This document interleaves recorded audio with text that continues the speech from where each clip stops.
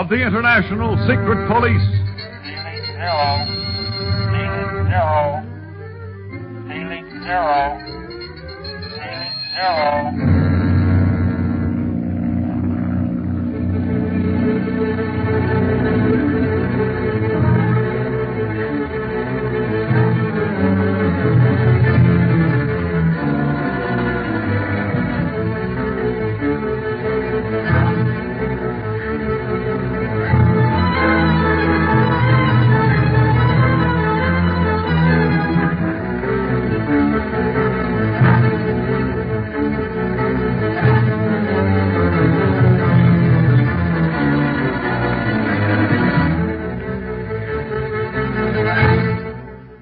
The Octopus listens in on the shortwave radio conversation between Chief Tipo at Black Pass and Clint Barlow at La Chaux-Tsiring's home. He learns that his aviators have been grounded by Tipo's men and that Barney is going to fly to the pass and pick up Tipo and Chan, the chief pilot of the Octopus. Speed, Clint, and the others will wait where they are until Barney returns. Then they will advance on the pass of the Iron Dagger to arrest the Octopus. But the Octopus has other plans. Meanwhile, we find the boys and Dawat Ziring and his father standing near the secret police plane.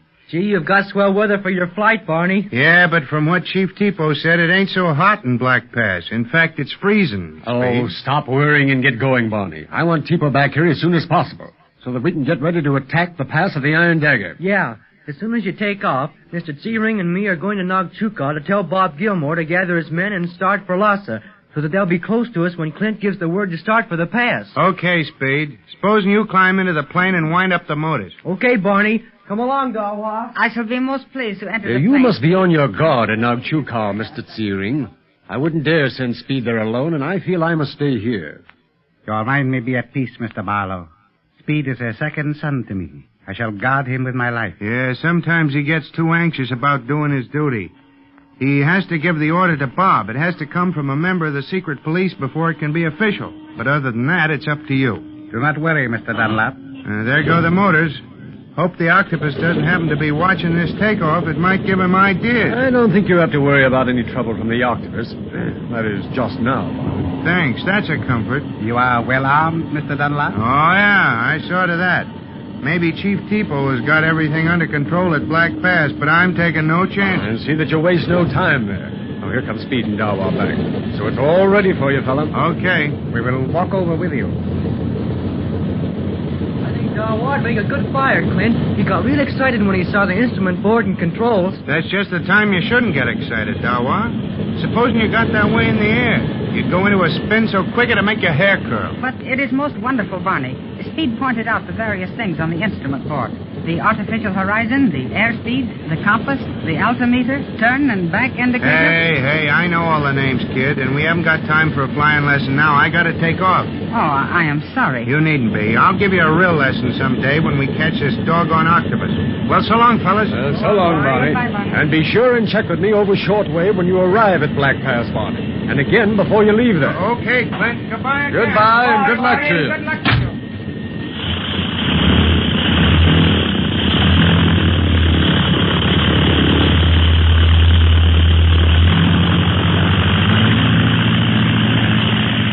Gee, I wish I was going with him. So do I, Speed.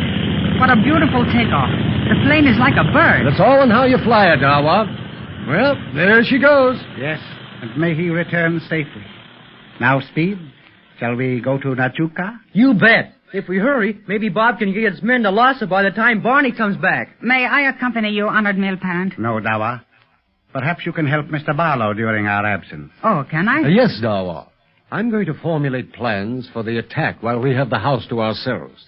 And you can stay by the short wave set while I'm doing this. You know, Barney may talk to us any time now. Oh, excellent. I shall like that. Okay, we'll get going then, Clint. We'll be back in no time. Very well, Speed. Let's see that Bob Gilmore gets his orders straight. We've reached the point now where there can't be a slip-up.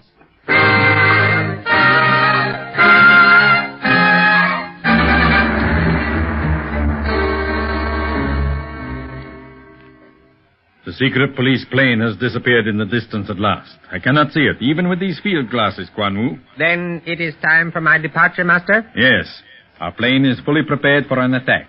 There will be no danger to you. I hope not, Master. I assure you your pilot has no more wish to die than you. Is that not so, pilot? Yes, Master.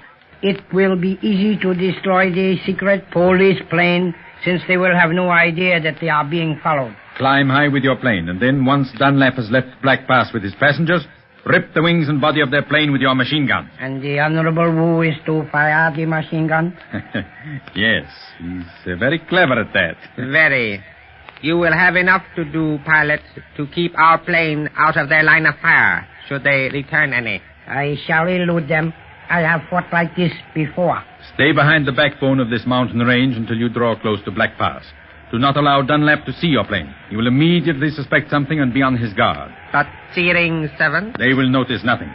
Besides, the pilot knows how to take off from the field behind this castle so as to barely skim over the mountain's crest. No one will see the takeoff. Very well. We may as well be off then. I have no liking for this flight and shall be glad when we have accomplished our business safely and land here again. And I shall be most happy to see you, Quan Wu. For then I shall know that one of the secret police, Barney Dunlap, will never interfere with my business again.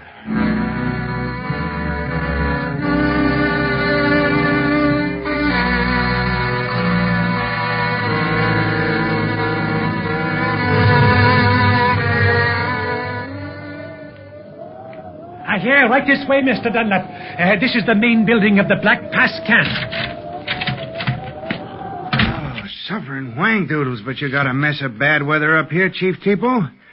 My crate bucked like a bronc when I started to land in the pass. The downdrafts here are terrific. The Black Pass is horrible.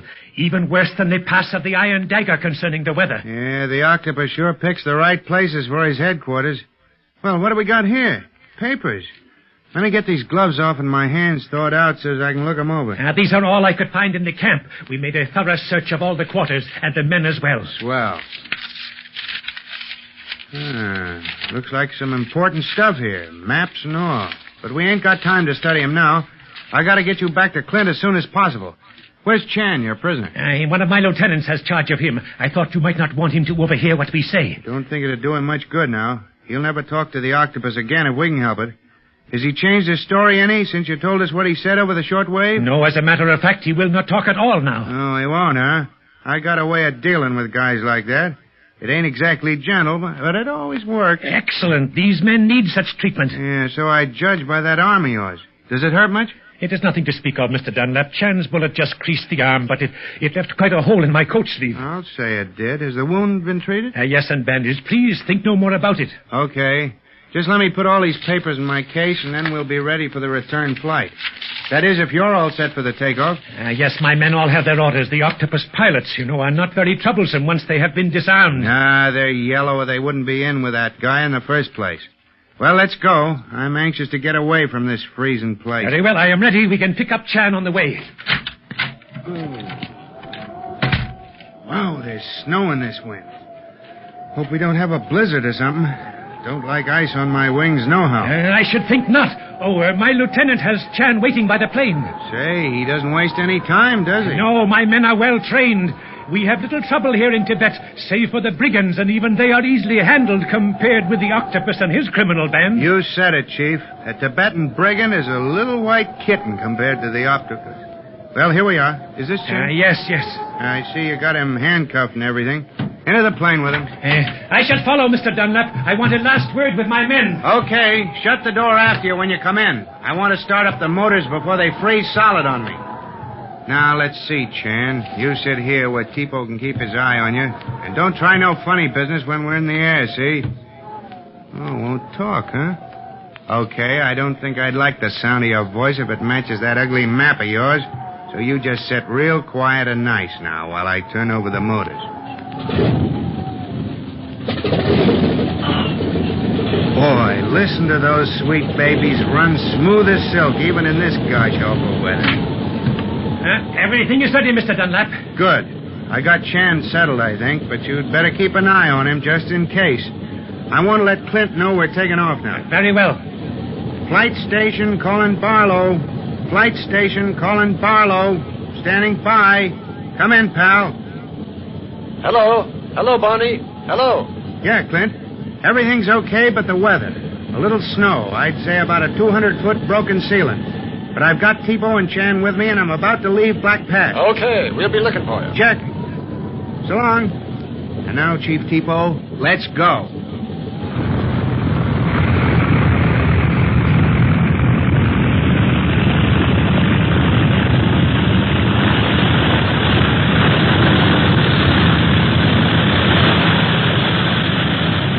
Why, Mr. Dunlap, we are in the air. Sure. Are you surprised? And I fear we would not get away in the teeth of that wind. Yeah, but I've flown in worse breezes. I'm going to climb now, Chief. Maybe we can get above this wind. I hope so. I feel we may be dashed to the earth by its force at any moment. Not a chance with Dunlap at the stick. How's about it, Chan? Would you like to be flying this crate? Gabby guy, ain't he? He is very stubborn. I fear we shall learn little from him. Yeah, we will, all right.